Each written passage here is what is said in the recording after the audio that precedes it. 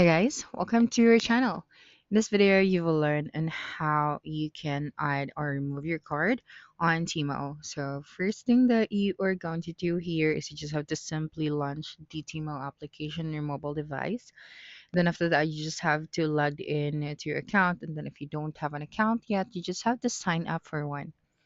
Okay, and then right here below we have these options. So you just have to select the U one, this one at the bottom center of your screen.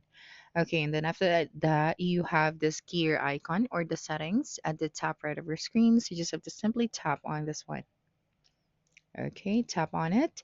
And then here, you just have to tap on your payment methods. Okay, and then right here at the very top, you have this add a credit or debit card option. So when you tap on this one, you just have to simply enter the details of your card.